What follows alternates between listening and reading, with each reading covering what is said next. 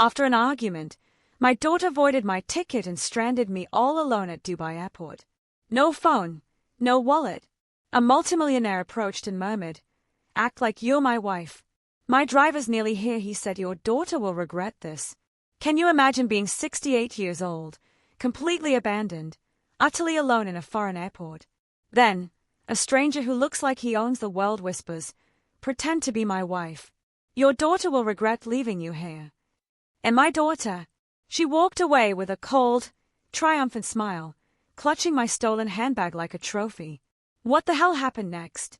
I stood there in the brightly lit terminal, surrounded by the confusing babel of foreign languages. The icy air from the vents made my skin prickle with pure panic. The harsh fluorescent lights burned my eyes. The heavy scent of expensive perfume, mixing with the bitter tang of strong coffee, churned my empty stomach. I was 68, wearing a wrinkled beige silk blouse, and I could feel my blood pressure climbing. My fingertips tingled, a warning sign that I was close to fainting.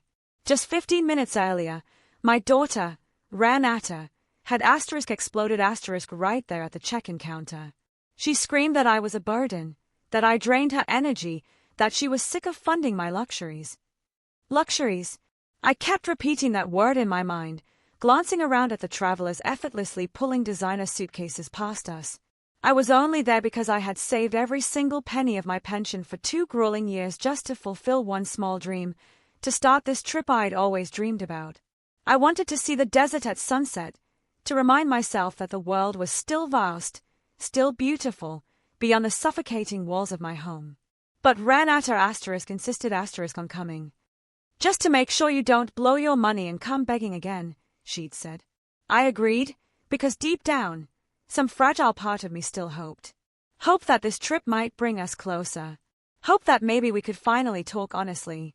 Hope that maybe she'd stop looking at me with that silent resentment I never understood. The argument truly began over something so trivial. I simply asked the airline clerk if I could change my seat to one by the window. A simple, innocent question. Yet Renata took it as a personal insult, because she had paid for the entire trip. She leaned close, her voice a terrifying whisper. "You're pathetic, Mother. You always have been." Then, she flashed a sickeningly sweet smile at the attendant, as if nothing at all had happened. "Dad died because he wanted to escape you. You know that," she hissed. "He just wanted to breathe in a world without your mediocrity." My heart clenched. My husband, George, had died 25 years earlier in a car accident. And ever since, Renata had weaponized that grief against me. I tried to take a deep, shaky breath, to keep from crying right there. But before I could even say a word, she yanked my brown leather bag out of my hand, the last gift my own mother had given me, and simply walked away. "Renata, my documents." I called after her, my voice trembling, barely audible. She didn't look back. Not once. She just kept walking, her blonde hair catching the airport lights like a perfect shampoo commercial. For a fleeting moment, I hoped this was just a fit of childish anger. But it wasn't.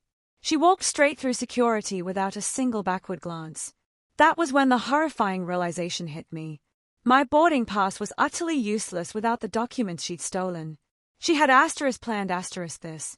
She wanted to humiliate me one last time, to leave me completely stranded in a foreign country.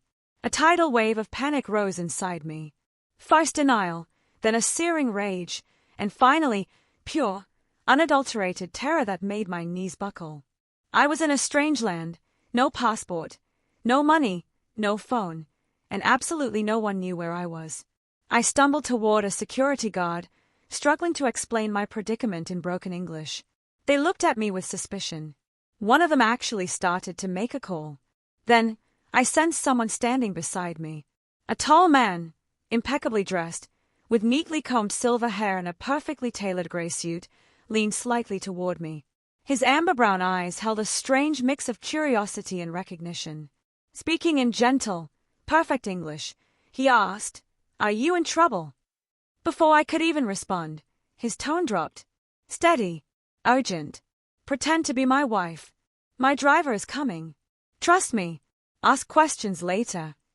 He took my hand lightly and whispered, Your daughter will regret leaving you here.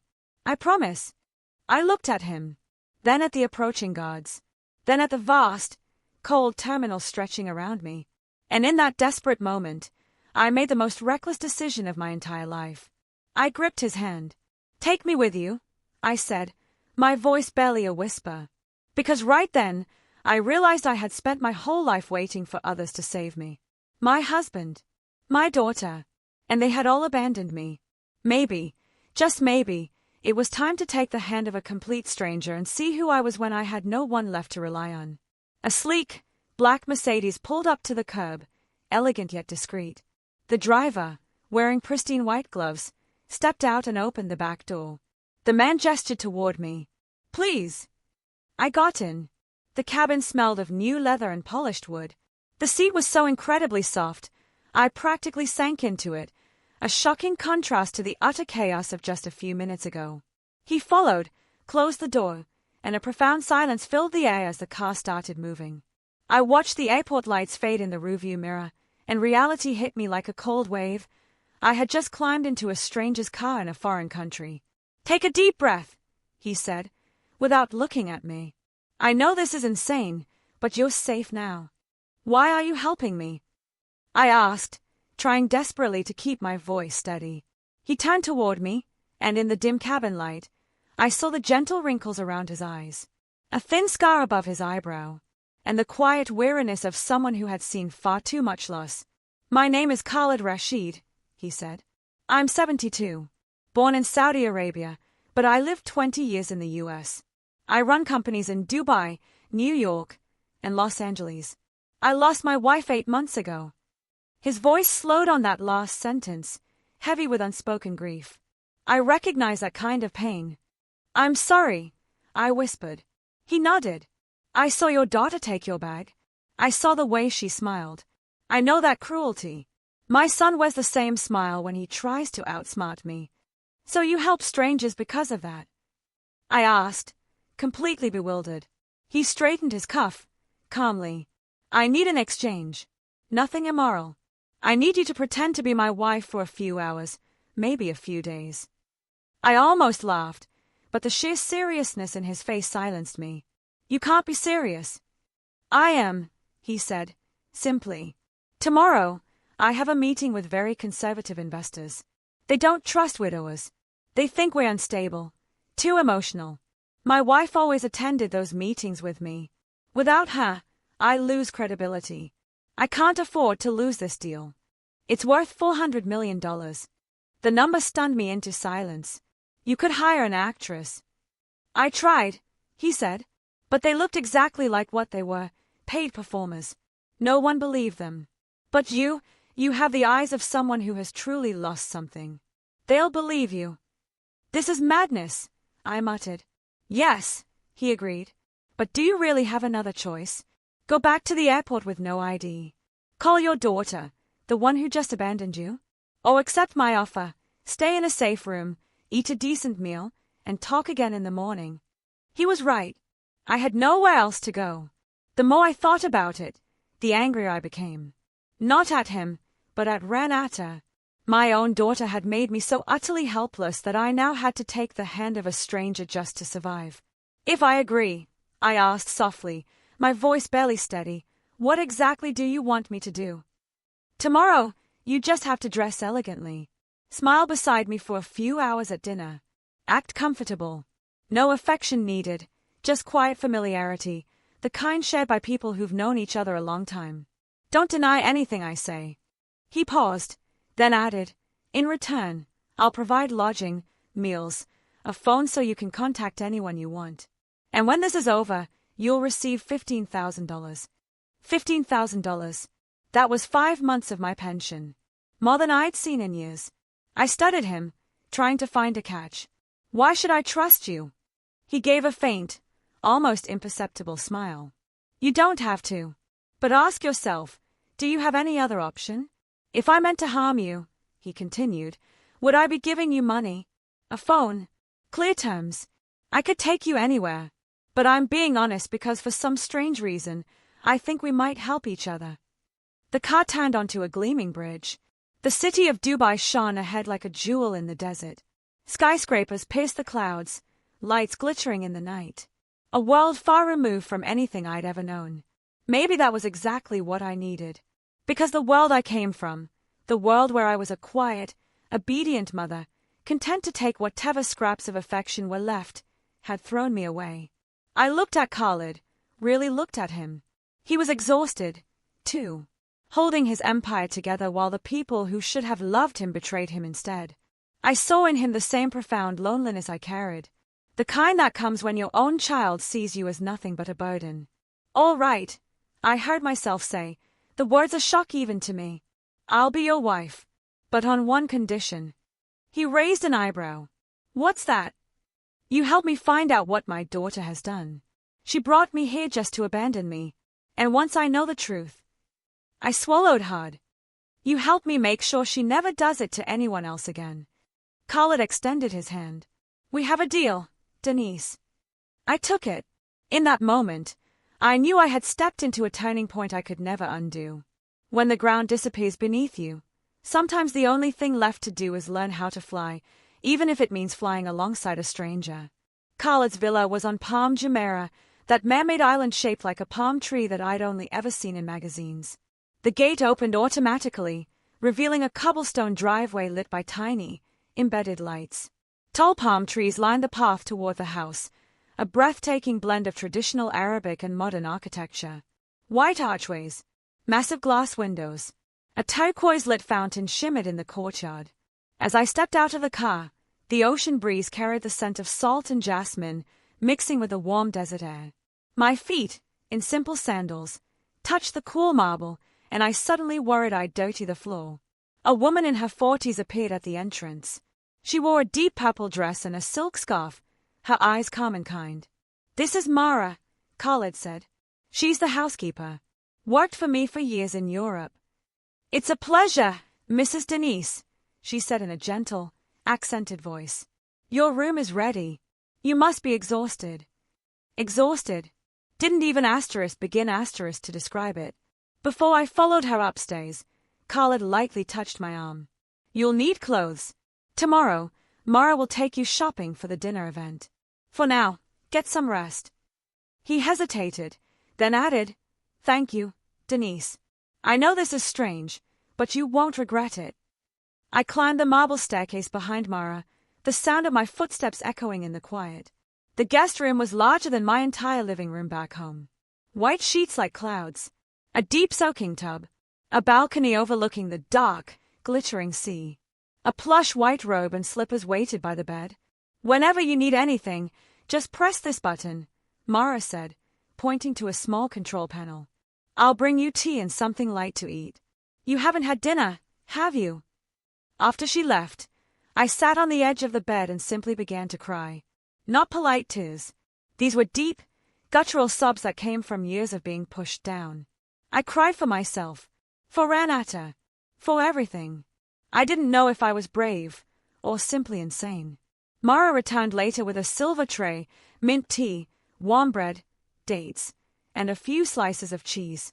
I ate automatically, the familiar tastes grounding me. Then I remembered Khalid had promised me a phone.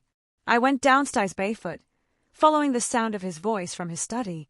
He was speaking Arabic, his tone commanding and authoritative. When he saw me, he motioned for me to come in. He ended the call and handed me a new phone, still in its box, with an international SIM card. "You can call anywhere. This is my number. If you need anything, call me." I held it as if it were treasure. I immediately dialed my sister Eleanor in Ohio. Though it was still dawn there, she picked up right away. Her sleepy voice turned panicked. "Denise, oh my God, where are you? Ranata called. She said you disappeared at the airport." "Disappeared?" I could feel my blood boiling. "She said you two argued, and when she turned around, you were gone. She's worried sick." Eleanor paused. "Denise, what's going on?" I told her everything. Every single detail. There was a heavy silence on the other end, the kind that comes right before a storm. "She lied," Eleanor said finally, her voice trembling with anger. "And honestly, I'm not surprised. There's something you need to know." My chest tightened. What? 3 months ago, Renata called me. She asked about the value of your house. Said you were losing your mind, and that she needed to protect the family's assets before you did something reckless. She wanted me to sign papers declaring you legally incompetent. That side. I froze. Did you sign them? Of course not. Eleanor nearly shouted. I kicked her out of my house. But Denise, she said something that gave me chills. She said, Mom killed Dad, and she's going to pay for it. Even if it takes me the rest of my life to make her pay. The room seemed to shrink around me. She really believes that. I whispered. Believes I killed my husband. No one's to blame, my sister said softly. It was an accident. He lost control. No, I said, my throat tightening. He'd been drinking. The report made it clear. But I hid that from Renata. She was 15. I didn't want her to grow up hating her father. I lied. I told her the accident was caused by a mechanical failure. She had always idolized her father, always compared me to him, and I was always the one who came up short. Then she started to believe it was my fault he left that night. We argued and he stormed out. He never came back. Eleanor was silent for a long time before asking the only question that truly mattered. So, what will you do now? I looked around the elegant room, thought of Carla downstairs, and thought of Renata, probably already on her way back to the US, convinced she'd gotten rid of me. I'll survive, I said firmly. I'll help Khalid, take the money, and then I'll go back to face her with the truth. All of it. I sat there in the dark, thinking. For 25 years, I had carried the crushing guilt of my husband's death and endured my daughter's contempt as some twisted form of punishment. But that night, in the foreign stillness of Dubai, something inside me shifted. Maybe it was exhaustion, maybe anger, or maybe it was because for the first time in decades, someone looked at me, not as a guilty mother, but as a human being worth saving. I lay down on the bed, soft as a cloud, and finally fell asleep. The next morning, sunlight streamed through the silk curtains. The ocean shimmered beyond the balcony, and a new, fierce determination rose in me. Renata wanted me to pay for the past, so I'd start collecting what the present owed me, with interest. Mara knocked on the door, bringing breakfast, Turkish coffee, fresh fruit, and the news that I had 3 hours to become the wife of a billionaire. I looked in the mirror at my tangled silver hair, my hollow eyes, the wrinkles etched deep into my skin. But Mara knew exactly what to do. She took me to a luxury boutique in the Dubai Mall where the staff's attitude shifted the moment they heard the name Khalid Rashid. I tried on dozens of dresses, each one more expensive than several months of my pension, until I chose a deep navy gown, elegant, slimming, and confident. The kind of composure years in hotel management had taught me. Mid-heel shoes, a strand of pearls, my hair swept into a neat bun. When I looked at my reflection, I barely recognized myself. Not because I looked different, but because it had been so long since I dressed for *me*, not to please anyone else. We returned home. Khalid was swimming in the pool, each stroke powerful and precise. When he stepped out of the water, I noticed faint scars across his body, stories he hadn't told. Perfect, he said, wrapping a towel around himself. They'll believe it instantly. Khalid, I called as he started to walk away. I need to know about your wife, the one I'm supposed to be. He turned, his expression softening. Lila, my wife, died of cancer. 8 months of agony, draining everything emotionally and financially. The experimental treatments in Switzerland cost a fortune. He sank onto the lounge chair, looking older than his years. My son, Rashid, saw it as weakness. He tried to make me sign over power of attorney, to take control of the company while I was still alive. I refused. After that, he started spreading rumors, saying I was senile, unfit to lead. Tomorrow's deal is my only chance to prove I'm still capable. But those investors are extremely conservative. A lonely widower doesn't inspire trust. They think I'll act recklessly, make desperate decisions. Khalid let out a humorless laugh. And maybe I did. I let *you* into my car. Point taken, I said. We spent the entire afternoon rehearsing. He told me about his company, which imported and exported luxury fabrics and spices, headquartered in Riyadh with branches in 15 countries. He taught me the names of his partners and the intricate details of our fictional marriage we had to keep consistent, that we met at a conference in Rio 30 years ago, that he had a son named Rashid, I had a daughter named Ranata, and we honeymooned in Santorini. All elegant lies.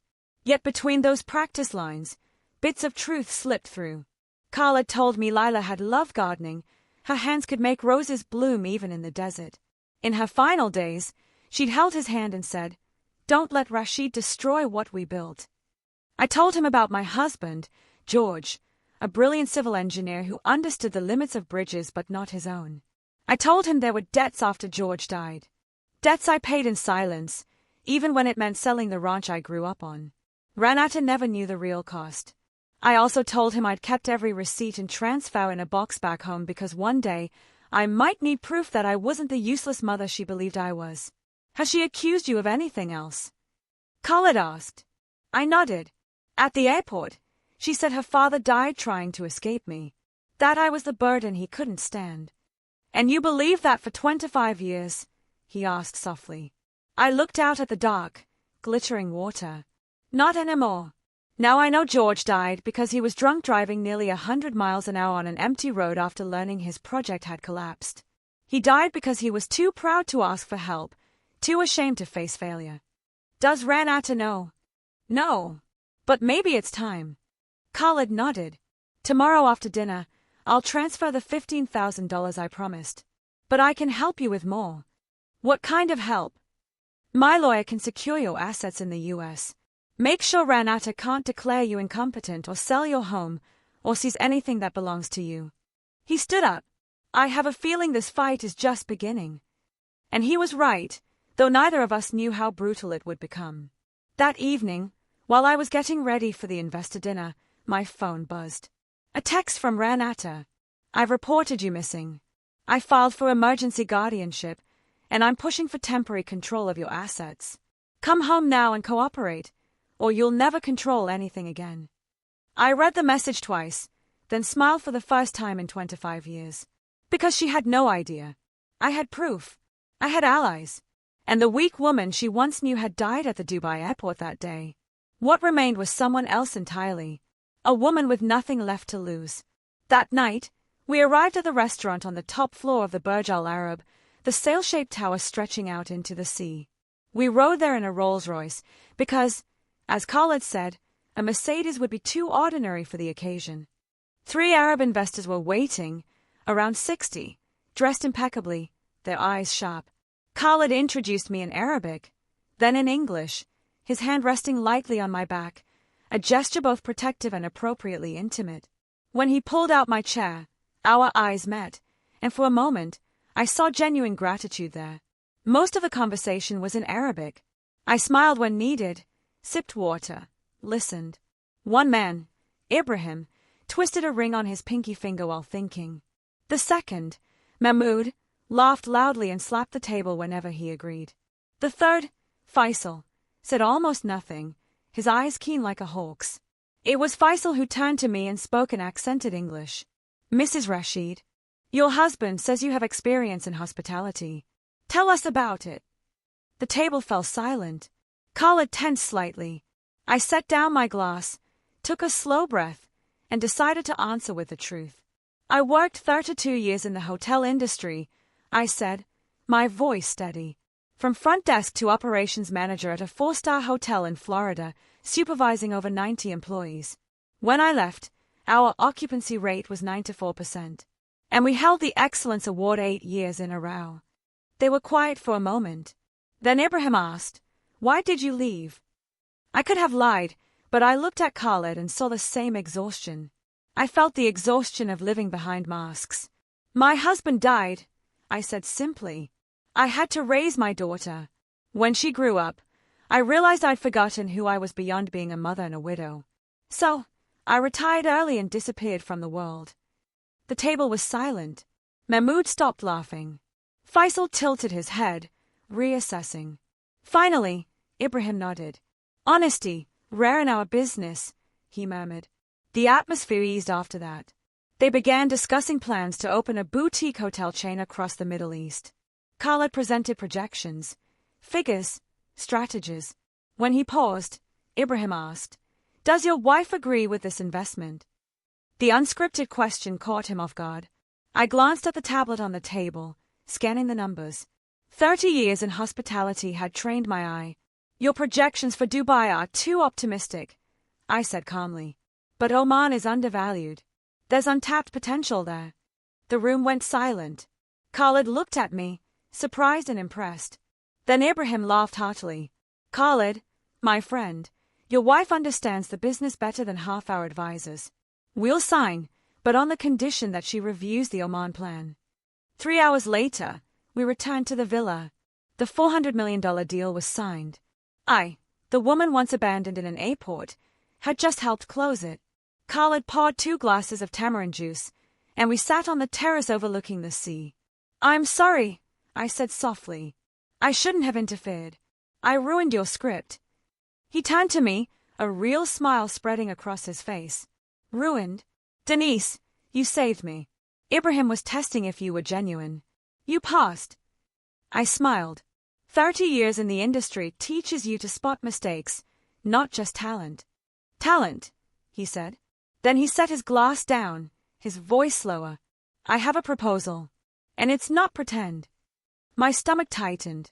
"What kind of proposal?" "Marry me for real. 6 months. A legal contract. Hear me out first. You'll receive $850,000 deposited into a private account. Untouchable. You'll live here as a consultant for our hotel projects, earning $35,000 a month. Full legal protection. My lawyer will ensure Ranata can't touch your assets back in the US. "Why would you do that?" I asked, completely bewildered. "Because Rashid is trying to remove me from the company. A real marriage with a wife active in the business will crush the narrative that I'm frail or isolated." And he looked into my eyes. "Because I see in you something I haven't seen in years. A person who understands my world and can help me defend it. After 6 months, we'll divorce amicably. You'll keep the money, the connections, your independence. Go back to America, or stay. It's your choice. But I promise Ranata will never make you feel small again. You'll have real freedom." I looked at him. The offer was outrageous, beyond imagination. But in his eyes, I saw my own reflection. Wealthy, yet lonely, betrayed by family, clinging to the last remnants of dignity. "I have conditions," I said steadily. "First, your lawyer doesn't just protect my assets. He investigates Ranata. If she sold my house illegally, forged documents, or committed any crime, I want proof." Khaled nodded. "Done." "Second, this is strictly a business marriage. Separate rooms, separate lives. We only appear together when necessary. Mutual respect, nothing more." "Agreed completely." "Third." I hesitated, then spoke. "If I ever become a burden, if I make you regret this, let me go. I've spent my whole life being seen as a burden to my daughter. I won't live that way again." Khaled set his glass down, looked straight at me, and gently placed both hands on my shoulders. "Denise, you are not a burden. You never were. Your daughter created that story to justify her cruelty. But I've seen you today, smart, strong, and worthy of living your life again." He smiled. "I accept all your conditions. But I have one of my own. You must promise to stop apologizing for existing." Tears filled my eyes. Not from sadness, but from a feeling I had almost forgotten the name of. Maybe it was hope. "We have a deal," I whispered. 3 days later, Khaled and I signed the marriage papers at a government registry office in Dubai under a 6-month contract. The ceremony was cold and quick, attended only by a few professional witnesses.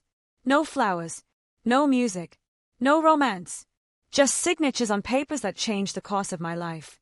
When I returned to the villa as Denise Rashid, I took a photo of our marriage certificate and sent Ranata a single text. "I'm alive. I'm married.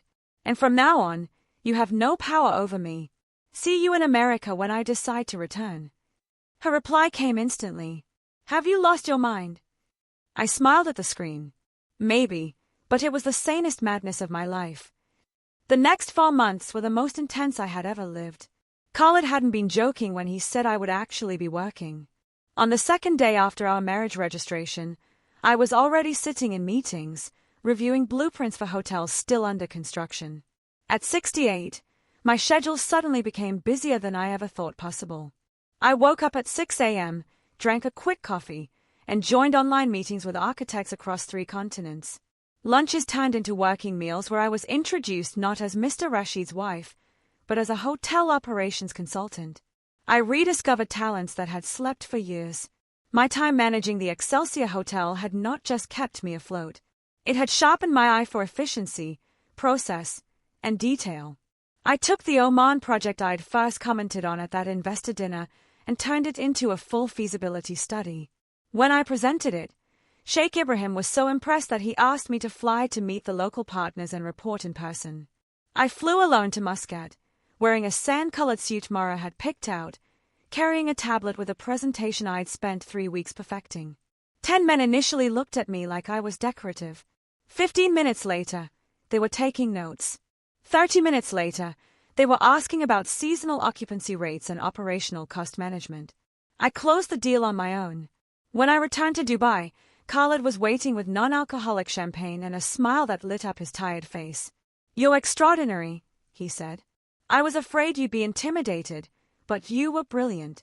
You know," he continued, pouring more champagne, "Ibrahim said you have more strategic vision than the consultants he pays $50,000 per report." I took a sip and felt something long lost: pride.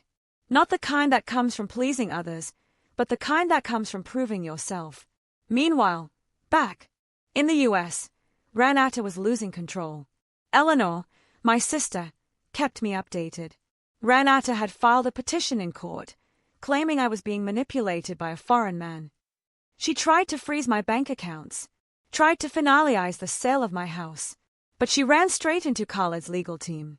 3 lawyers, sharp and relentless, dismantling every move she made with documents I hadn't even known existed. Then I learned the truth. Khalid's legal team uncovered enough evidence to take Ranata to court. Evidence detailed in a report so thick it made my hands shake just holding it. I didn't read it once. I read it again and again until the denial finally died. "We can press criminal charges," the lead attorney, Mr. Harrison, said during a virtual meeting. "Forgery, embezzlement, and fraud. She could face between 2 and 6 years in prison." I stayed silent, staring at the documents. That was my daughter, the child I once cradled in my arms, the teenager who had cried on my shoulder when her father died, and now, the woman who had stolen everything I owned. Finally, I spoke quietly. "Not yet. Keep everything, but don't act." Khalid looked at me, surprised. "Why? She deserves to be punished." "Yes, but if I act now, people will say you manipulated me. They'll claim I'm seeking revenge out of emotion. I need to go back to America, look her in the eye, and let her see that I am her equal, not her victim. If she still tries to destroy me after that, then I'll strike back." Khalid smiled faintly. "You really are a strategist." 30 years of dealing with difficult hotel guests comes in handy, I said. Ranata is just another client. The only difference is that this time, I can fire her. That night, I sat alone at my laptop and wrote a letter. Not to Ranata, but to myself. I listed every sacrifice, every lie I had swallowed, every time I'd made myself smaller so she could feel bigger. Not to complain, but to remember. To never forget the cost of loving a child who turned affection into manipulation. Meanwhile, my life in Dubai began to bloom in ways I never imagined. Mara and I became close friends. She taught me how to cook Middle Eastern dishes, sharing stories of her life, a failed marriage in Portugal, and the decision to run away and start anew in Dubai. I met other women at social events, all expatriates like me. We formed a small circle, meeting every Thursday for coffee and conversation. Ingrid, a 65-year-old Danish woman, told us she divorced at 60 after years of abuse and now owned a thriving art gallery. Yuki, a 71-year-old Japanese woman, ran 3 restaurants after being thrown out by her children who had called her a burden. Their stories were different, but the pain was the same. Each of us had once been made to feel invisible, disposable, until we stood up and reclaimed our space. One day, Ingrid said while holding her teacup. You know, Denise, loneliness from being abandoned hurts far more than loneliness you choose star. She paused, her gaze piercing.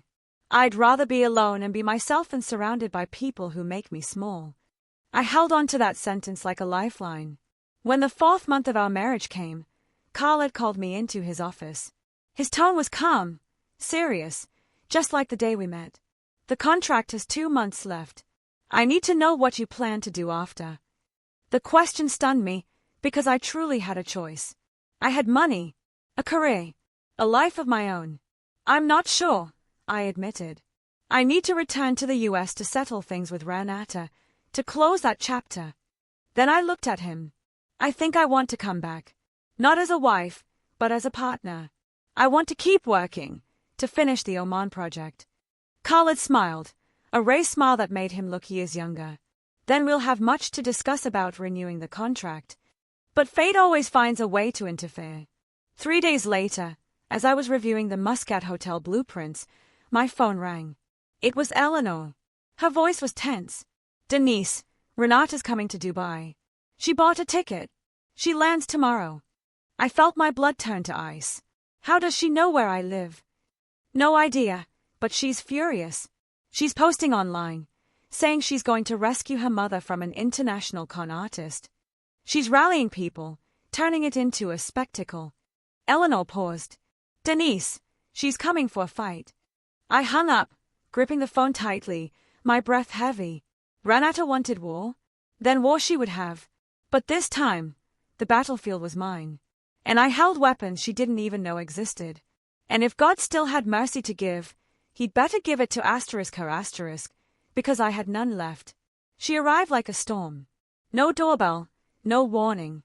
She waited for a flower delivery to enter through the gate, then marched in, heels clicking sharply against the polished stone, the sound echoing through the hall. I was in the living room, reviewing contracts, when I heard her shout my name. Khaled was in his office. Mara ran over in panic, but I gestured for her to stop. I took a deep breath, straightened my ivory linen dress, and stepped into the foyer. Renata stood there, her blonde hair tangled, dark circles under her eyes, smudged makeup, wrinkled jeans. Nothing of the polished woman she once was.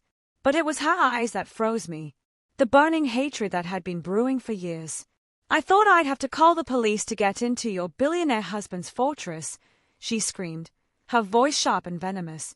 Once, those words might have broken me. Not now. Renata, I said calmly.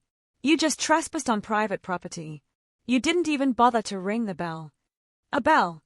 She sneered, stepping closer, pointing a finger at me. You disappear for 4 months, marry a stranger, and now you're lecturing me on manners. I just expect you to behave like an adult. An adult! She threw her purse to the floor.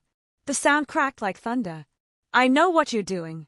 You sold yourself to this old rich man, and now you think you can humiliate me. Erase me. Khaled stepped out from the upper floor.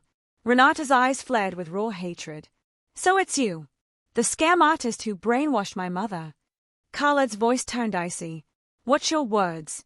I'm your mother's legal husband, with full documentation and witnesses. Renata laughed bitterly. My mother is 68, lost at an airport, and suddenly marries a billionaire. Any judge would call that manipulation. Any judge would look at the facts. I replied, still calm. And the facts are, you deliberately abandoned me, cancelled my ticket, took my documents and money, and disappeared just to teach me a lesson. Renata screamed, and the mask she'd worn for years finally shattered. Yes, to make you see. You can't keep draining me, manipulating me, using me like your personal ATM. The reversal stunned me for a few seconds. I manipulated you? I asked, completely bewildered. Renata trembled, eyes blazing. You made me feel guilty my whole life. Guilty for being born. Guilty for needing things. Guilty for surviving while Dad died running from you. Your father didn't run, I said. But she shouted, don't lie. Then she grabbed a ceramic vase from the table and hurled it against the wall. The crash echoed through the hall.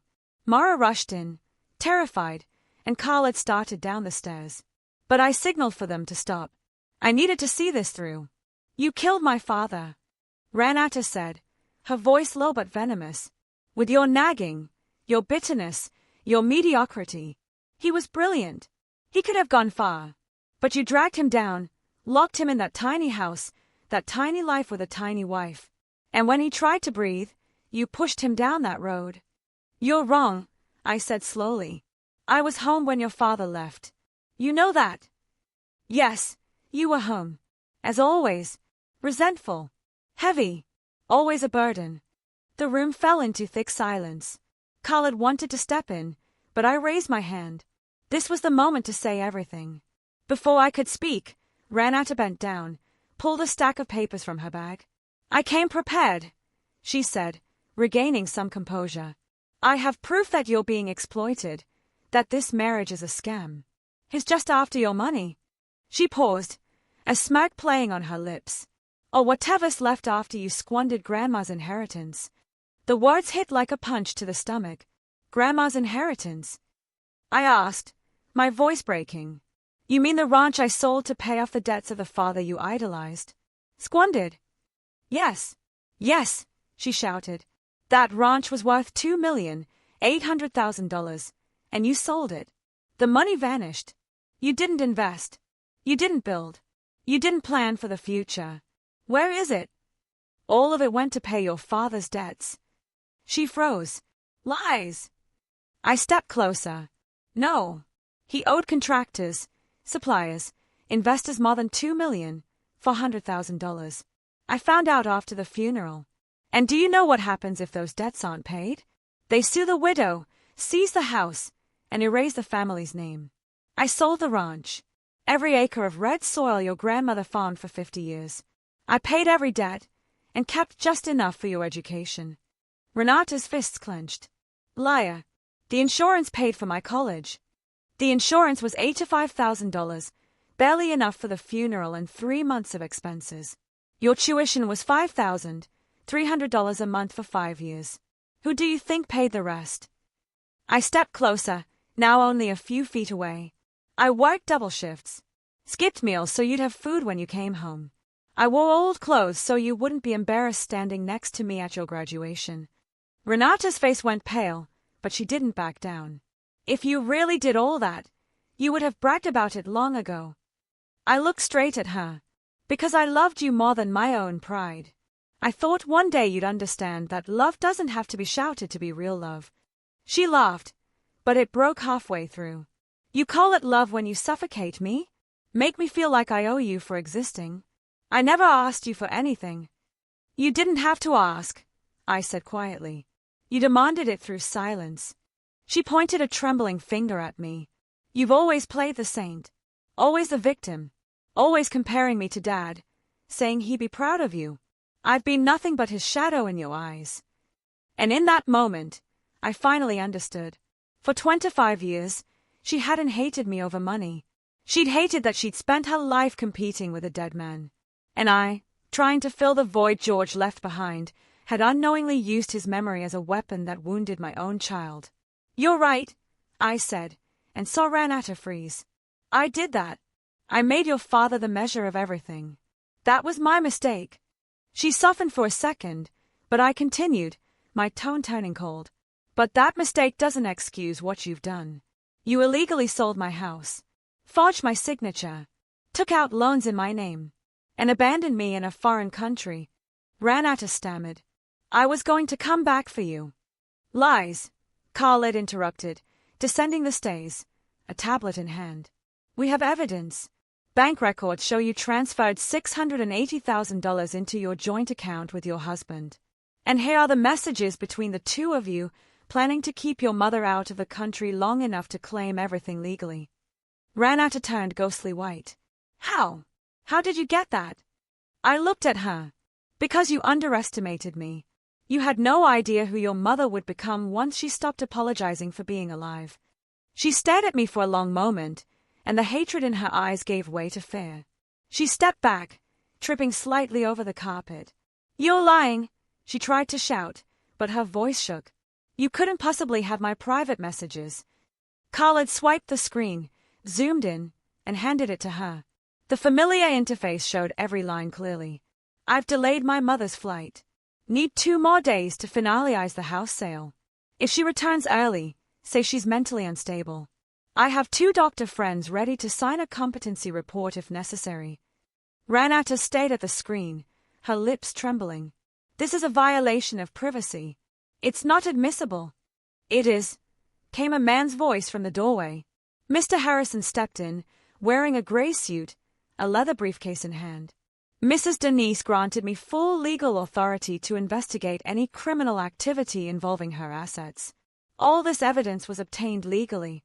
He placed the briefcase on the table, opening it to reveal neatly organized documents. The forged power of attorney was notarized through bribery. The notary has confessed. The fraudulent property sale was undervalued to evade taxes.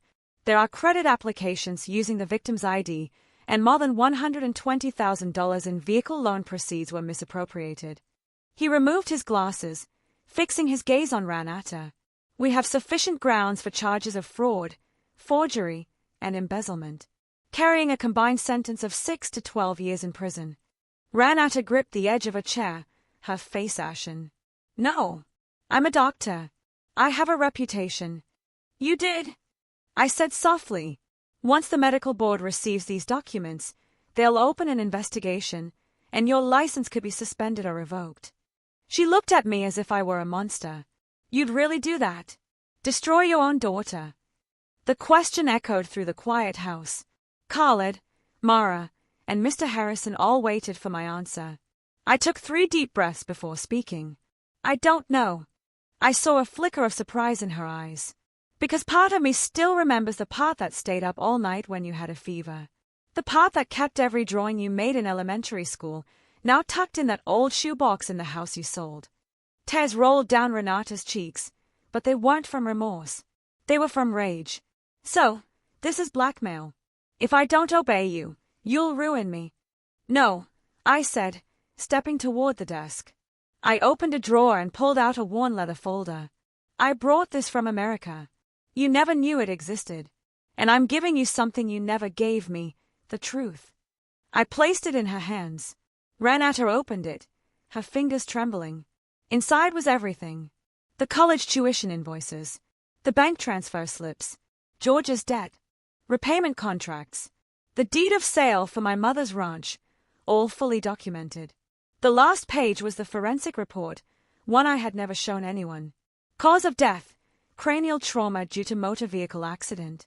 Blood test results, blood alcohol content 4 times the legal limit. Driver was severely intoxicated. Ranata read it once, then again, her hands shaking so hard the paper rustled. No, Dad didn't drink like that. You're making this up. The original report is still archived at the county medical examiner's office. Case number 4170, I said steadily. You can verify it yourself. Your father left the house at 10 p.m. after learning his project had gone bankrupt.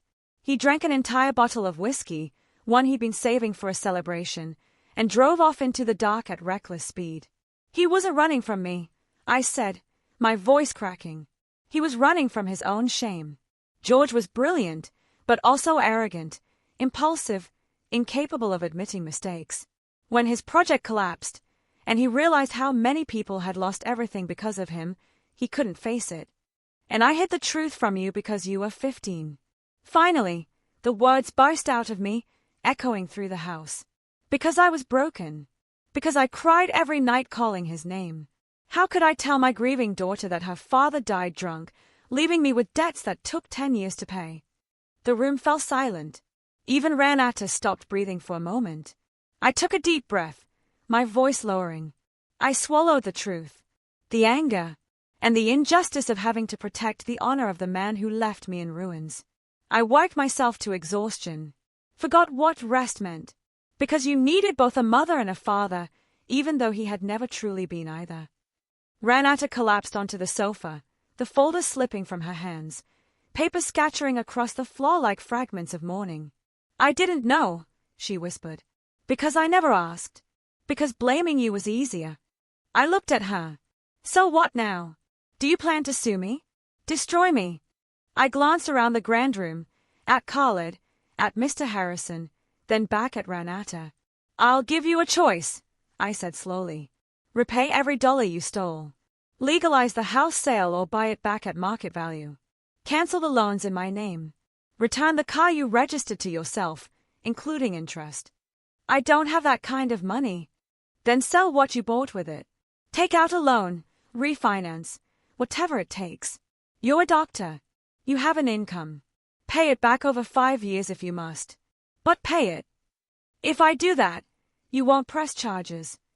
If you do that, I paused, weighing every word, if you publicly admit what you did and apologize, I won't press charges. But from now on, our relationship ends. You'll only be my daughter by blood. You'll inherit nothing. You'll have no say in my life, no power over me, ever again. Renata's voice broke. But I'm your only daughter. And I was once your only mother, I replied. And you left me at an airport like garbage. This time, her tears were real. Her shoulders shook violently. A part of me, the mother who had lived for 33 years, wanted to hold her, to forgive, to slip back into that old role of enduring for peace. But I didn't. I chose to keep my dignity. You have 72 hours to decide, Mr. Harrison said, gathering the documents. After that, we'll proceed with criminal charges. Renata stumbled out of the house without looking back. When the door closed, I sank into the chair she'd just occupied and cried harder than I had since George's funeral. Khaled sat beside me, silent. You did the right thing, he said quietly. Then why does it hurt so much? Because motherhood isn't a switch you can turn off, he said softly. But it does have a limit. The point where you finally protect yourself. And today, you found it. I sat there in the stillness that follows irreversible choices, knowing I had crossed a line I could never return from. Strangely, I had never felt freer. 3 heavy days passed. Renata didn't call, didn't text, didn't reply. Mr. Harrison called daily, asking if he should file the charges. I kept asking for 24 more hours, then another 24, clinging to the faint hope she'd choose to do the right thing. On the 4th day, Khaled called me into his office. He sat behind his large wooden desk, his posture tense, his expression serious. I need to tell you something, he began, fingers interlaced, and it will change everything between us. My stomach tightened. After 4 months in this foreign world, I knew sentences like that never led to good news. What is it? Do you remember when we met at the airport and I told you I needed a legal wife to appear in meetings? That was true, but not the whole truth. I stood up, facing him. Explain. Khaled sighed. My son, Rashid, isn't just trying to take over the company. He's filed a petition in court claiming I'm mentally unfit. He says my grief has affected my judgment. And here, the law tends to favor the children. But you're perfectly sound. I said, you and I both know that. We do. But Rashid hired 3 psychiatrists willing to certify otherwise. If he wins, I lose control of the company. My accounts, my properties, even my freedom to travel. His voice dropped. Our marriage wasn't just a business arrangement. It was legal proof of competency. A man capable of marrying, signing contracts, maintaining a stable relationship cannot be declared incompetent. I stood still, frozen. He had used me, more subtly than Renata, but still used me. You manipulated me. Not in the way you think, Khaled said, stepping around the desk. Everything I gave you was real. The money, the job, the protection, the respect. I just withheld part of the reason. I'm sorry. Why tell me now? Because the court just ruled. He handed me the documents. Rashid's petition was dismissed. The judge cited my recent marriage and active business involvement as proof of full mental competence. I'm free. And you saved me without even knowing it. I looked at the attached English translation, read it 3 times. So now you don't need me anymore. Legally. No, he admitted, stepping closer. But beyond the law, yes. You've brought life back into this house. Intelligence to the work. And companionship I didn't know I needed. Our contract still has 6 weeks left, but I want to propose something else. I looked at him and saw genuine hesitation. Not another contract or extension, he said. A real beginning. No roles. No obligations. Just two people, if they choose, building something honest. I stayed silent. Part of me wanted to scream that he was just like every other man. But the part of me that had grown in these 4 months knew he was just trying to survive, like I once had.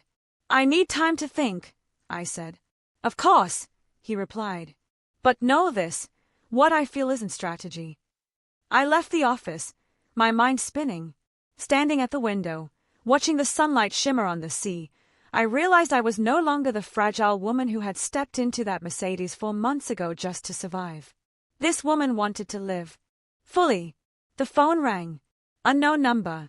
U.S. area code. Mom. Renata's voice trembled. I need to see you. Please. Can you come to the hotel where I'm staying? My first instinct was to refuse, but her voice, shaky, exhausted, raw, made me hesitate. Which hotel? Atlantis. Room 2847. Please, Mom. It's important. I hung up, my hand still clutching the phone. On one side was Khalid with his half-truth confession. On the other, Renata with her desperate plea. I went downstairs and found Khalid reading documents. Renata wants to meet, I said. I'm going. He stood immediately. I'll drive you and wait outside just in case.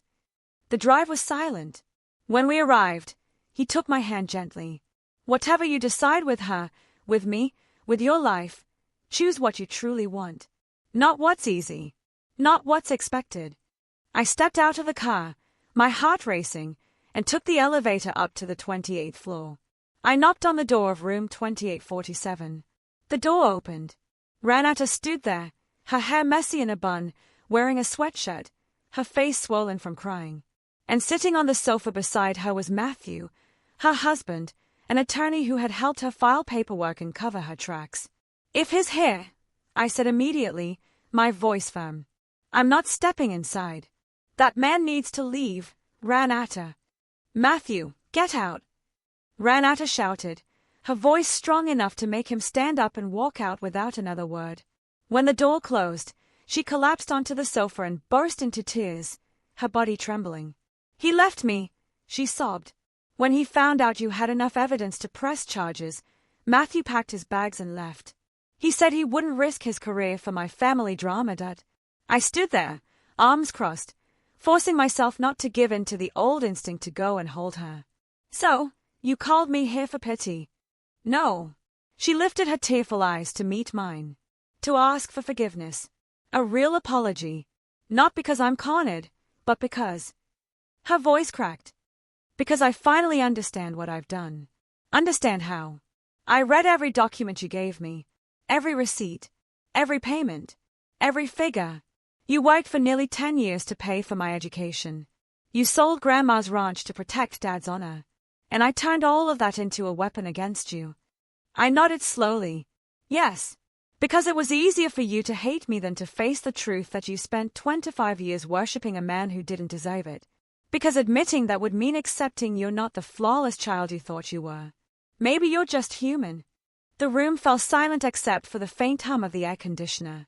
You're not ordinary, Renata, I said. You're a skilled doctor, successful. But you... I paused, searching for the word. You've been cruel, selfish, and so obsessed with a competition that never existed between us that you forgot how to be kind. I know, she whispered, and I don't think I deserve forgiveness, but I'll repay everything. I'll sell a car, take loans, work extra shifts. I'll meet every condition you gave me. I sat down across from her, exhausted to the point where every muscle in my body ached. Why? Because he left you. Because you're alone. She looked at me, her eyes clearing a little. Because I realized you were alone, too. And even then, you never abandoned me until I forced you to. We sat there, mother and daughter, separated by 4 months and 25 years of pain. I knew forgiveness couldn't happen instantly. But maybe, with time, it might come. 2 years later, I sat on the balcony of my apartment in Muscat, watching the sun sink into the Gulf, painting the distant mountains in shades of orange. Next to me was a pile of reports from the hotel we'd opened 3 months earlier, the Elasme Boutique. The first in a chain of 5 locations we plan to build. 91% occupancy, a 4.8-star average rating, and first quarter profits exceeding projections. My phone buzzed. A message from Mara, now the general manager of the Dubai branch. Mrs. Denise, a guest from room 304 asked for you personally. They said they'll return when you're available. I smiled. That was the kind of problem I liked. Khalid stepped onto the balcony, holding 2 cups of cardamom tea. He looked a bit older now, more grey in his hair, deeper lines around his eyes, but his expression was lighter than ever. He sat beside me. The final blueprints for the Salala Hotel just arrived, he said. Do you want to see them today or tomorrow? Tomorrow, I replied. Today, I just want to enjoy this moment. I pointed toward the sea where the sunset glowed crimson, the place where my new life had been rebuilt, brick by brick. Legally, our contract marriage had ended 18 months earlier. But when that day came, neither of us mentioned divorce. Instead, Khalid simply asked, would you like to go out for dinner? We went, and the next morning, we both woke up and went back to work as if there had never been an expiration date. There were no dramatic love confessions or movie-style gestures, just quiet companionship, mutual respect, and understanding born from shared solitude. Rashid called yesterday, Khalid said evenly. He wants to talk, to make peace. And what did you say? I told him the door would open when he apologized sincerely, not when he wanted to bargain. He took a sip of tea, smiling faintly. I learned from you that dignity is never negotiable. My phone buzzed again. A video call from Eleanor. Her face appeared on the screen. Freshly dyed blonde hair, a radiant smile. Guess who's here? The camera turned slightly. Ran at her. She looked completely different. Short hair, no makeup, a simple blouse, and in her hands, a familiar folder. I brought the final payment, she said softly but firmly.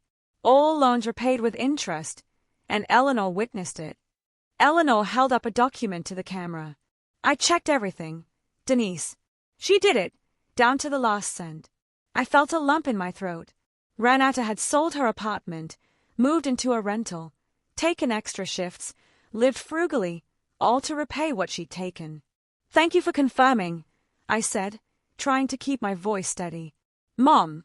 Ranata stopped, then corrected herself. Denise, I don't expect you to see me as your daughter again. I know I destroyed that, but I want you to know I'm trying to become the kind of person you deserve in your life. Khalid placed his hand gently over mine, a quiet, steady warmth. I see that, I said, and I respect it. But rebuilding trust takes time. A lot of time. I understand, she said softly, her eyes glistening but dry.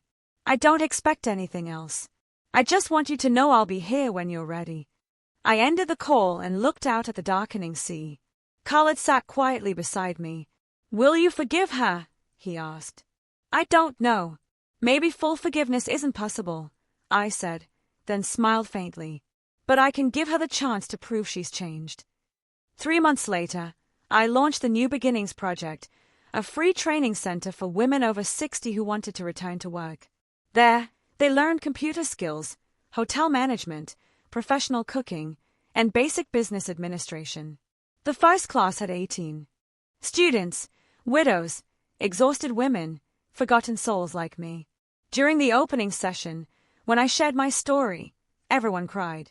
A 73-year-old woman raised her hand and asked, "Weren't you afraid to start over at this age?" I laughed gently. I was terrified, but I learned that courage isn't the absence of fear. It's choosing not to let fear control you. The program grew quickly. 6 months later, we added 2 more classes. A year later, 4. Yuki, my Japanese friend in Dubai, opened a branch in Tokyo. Ingrid, my Danish friend, organized internships at her gallery. We became a global network of women stepping out of the shadows together.